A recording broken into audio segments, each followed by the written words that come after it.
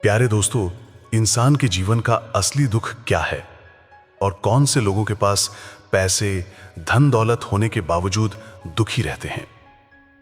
दोस्तों, आइए समझते हैं इस कहानी के माध्यम से।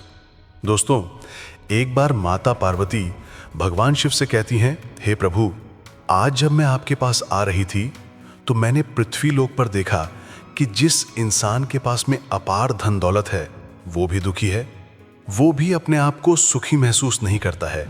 वहीं जिसके पास में धन दौलत नहीं है वो भी भगवान को पूछता है, हे प्रभु, आपने मुझे इतना दुख क्यों दिया है।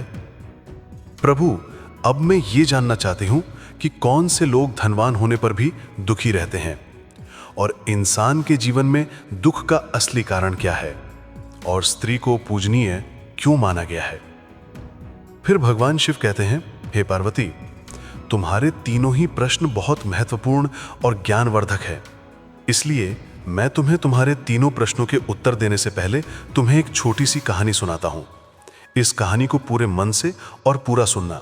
यदि तुमने इस कहानी को मन से सुना तो निश्चित ही तुम्हारे तीनों प्रश्नों के उत्तर तुम्हें मिल जाएंगे और तुम्हारा मन पूरी तरह से संतुष्ट हो जाएगा।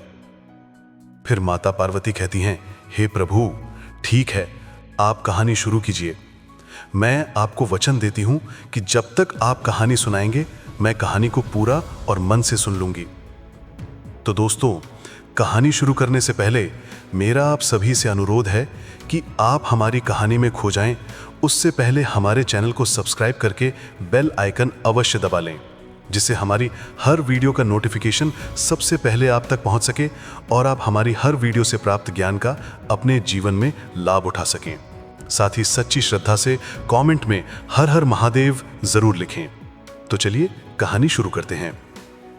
भगवान शिव कहते हैं, हे पार्वती, एक गांव में एक कुम्हार रहता था। वो जितना कमाता था उससे उसका घर का खर्च आसानी से चल जाता था। उसे अधिक धन की चाह नहीं थी।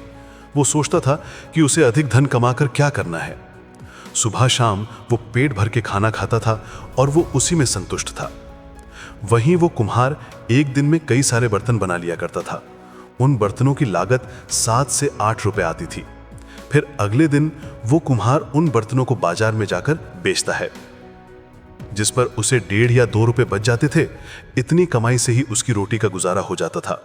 वहीं इतनी कमाई से ही प्रसन्न रहकर वो कुम्हार आनंद से रहता था।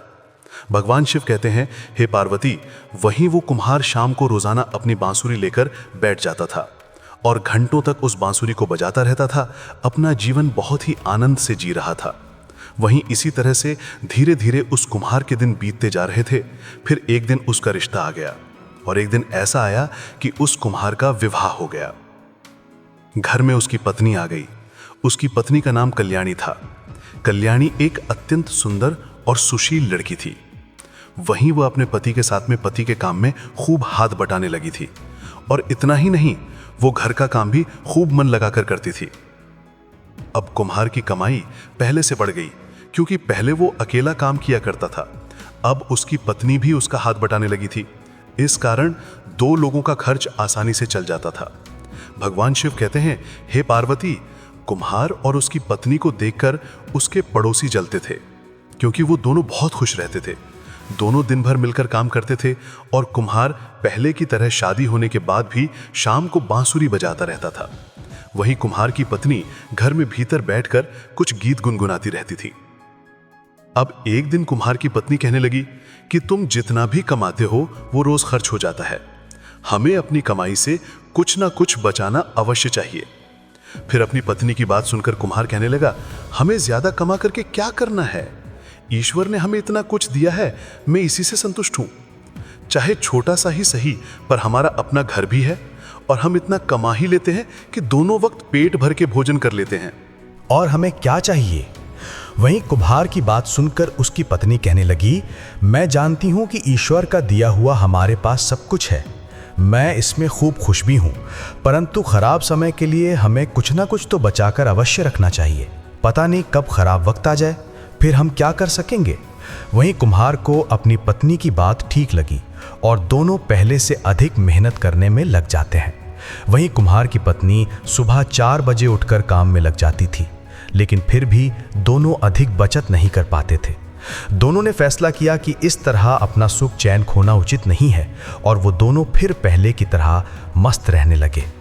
भगवान शिव कहते हैं कि हे पार्वती, उधर उस कुम्हार और उसकी पत्नी का व्यवहार देखकर, उनकी मेहनत को देखकर, उनके दुख को देखकर, उनके मन के संतोष को देखकर माता लक्ष्मी ने भगवान विष्णु से कहा कि आप अपने भक्तों पर कृपा करो। ये कुम्हार कितना गरीब है, रात दिन पति पत्नी दोनों मेहनत करते हैं जिससे अपना केवल गुजारा ही कर पाते हैं। उनके मन की एक इच्छा है कि यदि कभी बुरा वक्त पड़ गया तो वो क्या करेंगे, इसीलिए रात दिन मेहनत करके कुछ इकट्ठा करना चाहते हैं, फिर भी वो इकट्ठा नहीं कर पा रहे हैं। यदि इन पर आपकी कृपा हो जाए तो इनको कुछ दे दो, जिससे इनके पास में कुछ बुरे वक्त के लिए धन जमा हो सके। वहीं लक्ष्मी जी की बात सुनकर भगवान विष्णु ने उस कुम्हार और उसकी पत्नी पर कृपा की। फिर एक दिन कुम्हार बर्तन बेचकर बाजार से घर लौट रहा था। वो थके पैरों खेतों से गुजर रहा था कि अचानक उसकी निगाह एक लाल मखमली थैली पर पड़ी थी। उसने उसे उठाकर देखा तो उसके आश्चर्य का ठिकाना नहीं रहा, क्योंकि थैली में सोने के सिक्के भरे थे। वहीं उस कुम्हार ने सोचा कि यह थैली जरूर किसी की गिर गई है, जिसकी थैली हो उसी को दे देनी चाहिए। वहीं उस कुम्हार ने चारों तरफ निगाह घुमाई, मगर दूर दूर तक उसे कोई दिखाई नहीं दिया। फिर उसने ईश्वर का दिया हुआ इनाम समझकर उस थैली को उठा लिया और अपने घर आ गया। भगवान शिव कहते हैं कि हे पार्वती, घर आकर कुम्हार ने अपनी पत्नी को सारा किस्सा सुनाया तो उसकी पत्नी ने ईश्वर को धन्यवाद दिया। वहीं कुम्हार ने कहा, तुम कहती थी कि हमें बुरे समय के लिए कुछ बचा कर रखना चाहिए, सो ईश्वर ने बुरे समय के लिए हमें उपहार दिया है। वहीं कुम्हार की पत्नी कहने लगी, वास्तव में आप सही कहते हैं, मुझे भी ऐसा ही लगता है, लेकिन हमें ये मोहरें कितनी हैं, इन्हें गिनकर देखना चाहिए। फिर तो कुम्हार और उसकी पत्नी उन सोने की मोहरों को गिनने के लिए बैठ गई। भगवान शिव कहते हैं कि हे पार्वती, जब कुम्हार और उसके पत्नी ने उन सोने की मोहरों को गिना तो वो पूरी 99 मोहरें थीं। वहीं दोनों खुश होकर विचार विमर्श करने लगे। कुम्हार की पत्नी बोली, इन्हें हमें बुरे समय के लिए रख देना चाहिए, फिर कल को हमारा परिवार बढ़ेगा तो खर्च भी बढ़ेंगे। वहीं कुम्हार बोला, पर 99 की गिनती गलत है, हमें इन मोहरों को पूरा 100 कर लेना चाहिए और इन्हें बचा कर रखना चाहिए। पर एक बात समझ नहीं आती कि सोने के 99 रुपए तो हमें ईश्वर ने उपहार समझकर दे दिए, पर सोने का 1 रुपया कमाना बहुत कठिन है। जब 1 रुपया हम और कमा लेंगे तब ये पूरे 100 हो जाएंगे और 99 का चक्कर समाप्त हो जाएगा। वहीं दोनों ने दृढ़ निश्चय किया कि इसे पूरा करके ही रहेंगे। वहीं कुम्हार उसकी पत्नी ने फिर 2 गुनी चौगुनी मेहनत से काम करना शुरू कर दिया। कुम्हार भी बर्तन बेचने सुबह ही निकल जाता था, फिर देर रात तक घर लौट कर आता था। इस तरह दोनों लोग थक कर चूर हो जाते थे। वहीं कुम्हार थका होने के कारण अब बांसुरी भी नहीं बजा पाता था, वो भगवान का भजन भी नहीं कर पाता था, क्योंकि वो 99 को छोड़कर 100 के चक्कर में पड़ गया था। इस प्रकार दिन रात मेहनत करने की वजह से उस कुम्हार और उसकी पत्नी के पास में इतना समय नहीं बचता था कि कुम्हार बांसुरी बजा सके और उसकी पत्नी गीतों को गुनगुना सके। कुम्हार को बांसुरी बजाने की फुर्सत नहीं थी तो उसकी पत्नी को गीत गुनगुनाने की फुर्सत नहीं थी। वहीं वो दोनों काम में इतने ज़्यादा व्यस्त होते गए कि आस पड़ोस मोहल्ले में भी कहीं नहीं जा पाए थे, और दिन रात एक करके दोनों लोग एक एक पैसा जोड़ रहे थे। इसके लिए उन्होंने 2 वक्त के स्थान पर 1 वक्त भोजन करना शुरू कर दिया, लेकिन फिर भी सोने के 100 पूरे नहीं हो पा रहे थे। भगवान शिव कहते हैं कि हे पार्वती, इस प्रकार यूं ही 3 महीने बीत गए।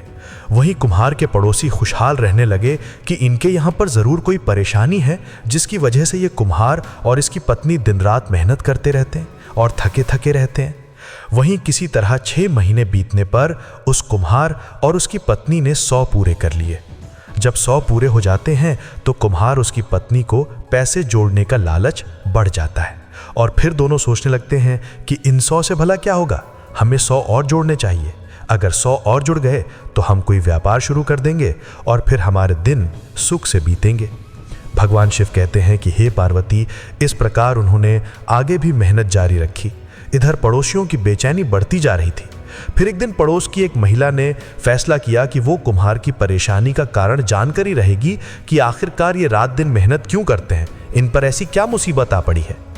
फिर ऐसा सोचकर एक दिन पड़ोस की महिला उस कुम्हार के घर आ पहुंची। और कुम्हार की पत्नी के पास जाकर के उसने कहा, बहन एक बात बताओ, पहले तो तुम रोज शाम को मधुर गीत गुनगुनाती थीं, भगवान का कीर्तन गाती थीं, आजकल तुम्हारा कोई भी भजन सुनाई नहीं देता। वहीं कुम्हार की पत्नी उस समय बर्तन बनाने में व्यस्त थी और उसने अपनी पड़ोसिन महिला को टालने की कोशिश की और अपने काम में लगी रही। उसने अपनी पड़ोसन की बात का कोई जवाब नहीं दिया, मगर पड़ोसन भी मानने वाली नहीं थी। वो बात को घुमाकर फिर कहने लगी, आजकल तुम थक जाती हो, कहो तो मैं तुम्हारी कुछ मदद कर दूं, लगता है तुम कुछ परेशानी में हो। भगवान शिव कहते हैं कि हे पार्वती, वहीं कुम्हार की पत्नी थकी तो वास्तव में थी। वहीं प्यार भरे शब्द सुनकर वो पिघल गई और बोली, हाँ बहन, मैं सचमुच बहुत थक जाती हूँ, पर क्या करूँ, हम बड़ी मुश्किल से 100 पूरे कर पाए हैं। वहीं पड़ोसन महिला कहने लगी, क्या मतलब, तुम क्या कहना चाहती हो? फिर कुम्हार की पत्नी ने अपना पूरा किस्सा सुनाया तो पड़ोसन कहने लगी, बहन तुम दोनों तो गजब के चक्कर में पड़ गए हो, इसीलिए तुम दोनों दुखी हो। तुम्हें इस चक्कर में नहीं पड़ना चाहिए। जो भी इस चक्कर में पड़ जाता है वो जीवन भर दुखी रहता है, उसके मन को कभी शांति नहीं मिलती है। ऐसा इंसान जो इस चक्कर में पड़ जाता है वो कहीं का नहीं रहता है, उसका सुख चैन पूरी तरह से छिन जाता है।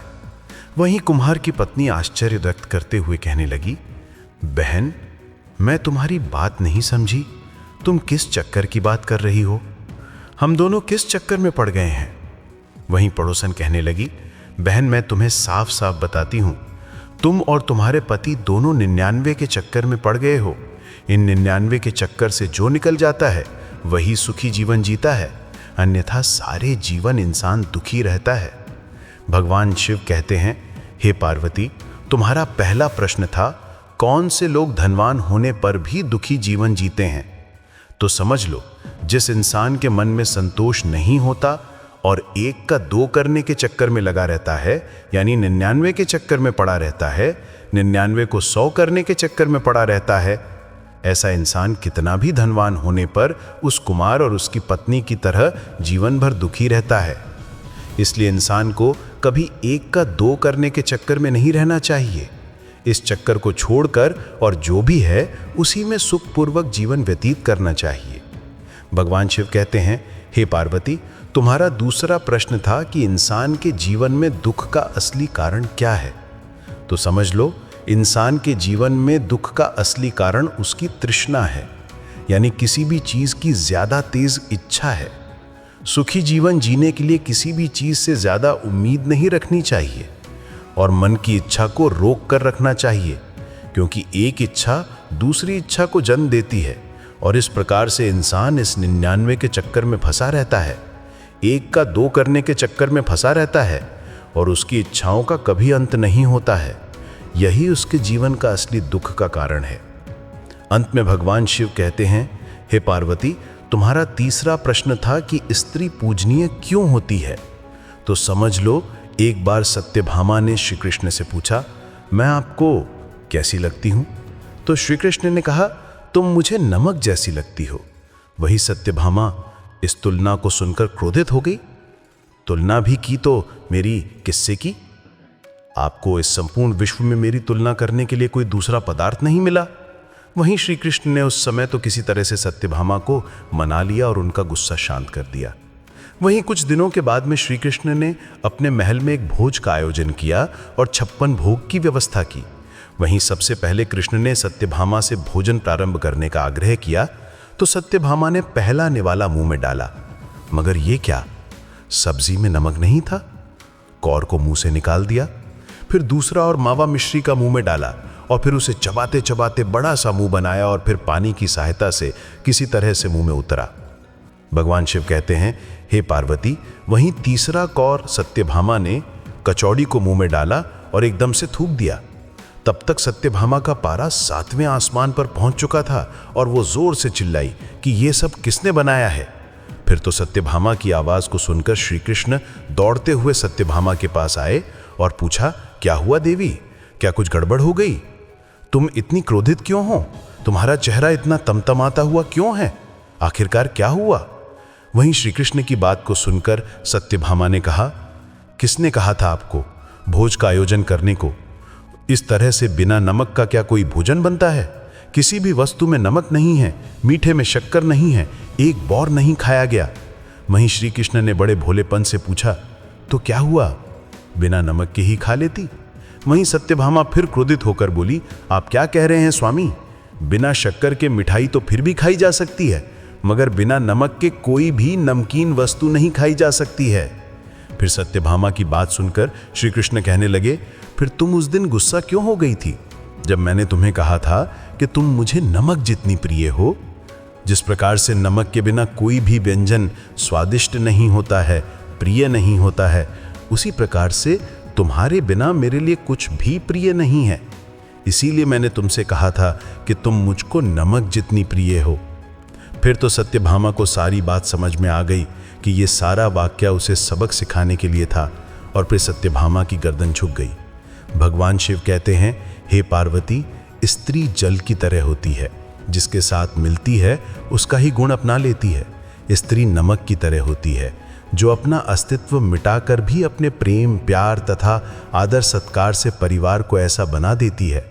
भगवान शिव कहते हैं, हे पार्वती, माला तो आप सबने देखी होगी, जिसमें तरह तरह के फूल पिरोए हुए होते हैं, पर शायद ही कभी किसी ने अच्छी से अच्छी माला में अदृश्य उस सूत को देखा होगा जिसने उन सुंदर सुंदर फूलों को एक साथ बांध कर रखा है। लोग तारीफ तो उस माला की करते हैं जो दिखाई देती है, मगर तब उन्हें उस सूत की याद नहीं आती है जो अगर टूट जाए तो सारे फूल बिखर जाते हैं। जिस प्रकार से सूत का धागा टूटने से फूल बिखर जाते हैं, उसी प्रकार से यदि स्त्री टूट जाए तो सारा घर बिखर जाता है। एक स्त्री ही ऐसी है जो घर को बांध कर रखती है, घर को स्वर्ग बना देती है। स्त्री उस सूत की तरह होती है जो बिना किसी चाह के, बिना किसी कामना के, बिना किसी पहचान के अपना सर्वस्व खोकर भी किसी के जान पहचान की मोहताज नहीं होती। और शायद इसीलिए ये दुनिया श्री राम से पहले सीता जी को और श्री कृष्ण से पहले श्री राधे जी को याद करती है। स्त्री पूजनीय इसलिए होती है कि उसे अपने को विलीन करके पुरुषों को संपूर्ण करने की शक्ति भगवान ने केवल स्त्रियों को ही दी है, इसलिए स्त्री को पूजनीय माना जाता है। भगवान शिव की बात सुनकर माता पार्वती कहती हैं, प्रभु, वास्तव में इंसान के जीवन में दुख का असली कारण है उसके मन का संतुष्ट न होना, उसका 99 के चक्कर में पड़े रहना, एक का 2 करने के चक्कर में पड़े रहना। वहीं पार्वती आगे कहती हैं कि हर इंसान को स्त्री का सम्मान करना चाहिए, क्योंकि स्त्री घर की लक्ष्मी होती है, वो घर को स्वर्ग बना देती है। जिस घर में स्त्री का सम्मान नहीं होता वो घर नरक के समान होता है और लक्ष्मी कोसों दूर चली जाती है। तो मित्रों, यदि आपको वीडियो पसंद हो तो आप हमारे चैनल को सब्सक्राइब करें और भगवान शिव और पार्वती के लिए एक लाइक करना न भूलें।